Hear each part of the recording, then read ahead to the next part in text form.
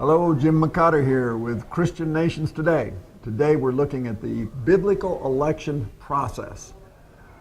Today, presidential candidates spend billions of dollars to run for presidency. And that doesn't count the many political PACs where billions more are spent. And then you have the perpetual slander campaigns going on by all the opposition candidates and their myriad of surrogates. But there is a different kind of democracy laid down in the Bible. It is found in Deuteronomy chapter 1, verse 13 through 15.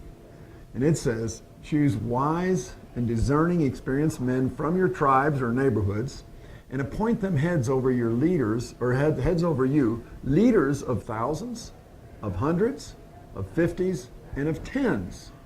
The nation was divided up into household groups of tens, fifties, hundreds, and thousands, one leader over each group. From 10 households, they would choose one leader among them. Then 5 of those leaders, which made up 50 households, would choose one leader among themselves, and so forth until there was one leader over every group of households.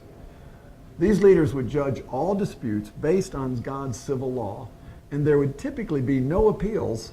Once a judgment was made, it was carefully made, and it would be carried out immediately. And if a leader in a smaller group was not absolutely sure of the judgment, he would then hand it up to a leader above him to help make that decision. Did you know that the father of England, Alfred the Great, followed God's civil law and this biblical blueprint for civil governance? There are several good reasons for this. Any dispute would initially be judged by the smallest group leader. Therefore, in most cases, justice would never be delayed. Also, everyone who was chosen to be a leader over them in most cases would be directly well known by those who chose them. There would not be a need for a lot of debating trying to convince others how good they would be as their leader. It would be easy for most to already know who had real integrity and would want to have them as their leader judge over them. But what if the group chose more than one to be their leader? If that is the case, God gives a way to choose between opponents other than contending and fighting against each other, spending billions of dollars. God said he would then make the final choice by casting lots. Do you believe God intervenes in the affairs of men or not? If you are a Christian, you most certainly do, or you would not be a Christian. And here is how God says he will intervene in this type of situation. Proverbs 16:33.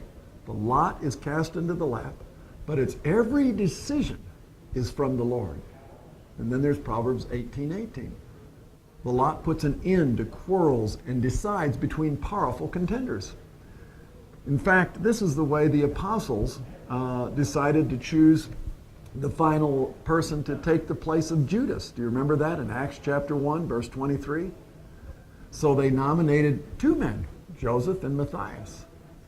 Then they all prayed, "O Lord, you know every heart. Show us which of these men you have chosen as an apostle to replace Judas in this ministry." Then they cast lots, and Matthias was selected to become an apostle with the other 11. The Bible reveals a lot more details of all of this to be understood and carried out in a nation. I've written about it in my new book called Christian Nations Today. See you tomorrow.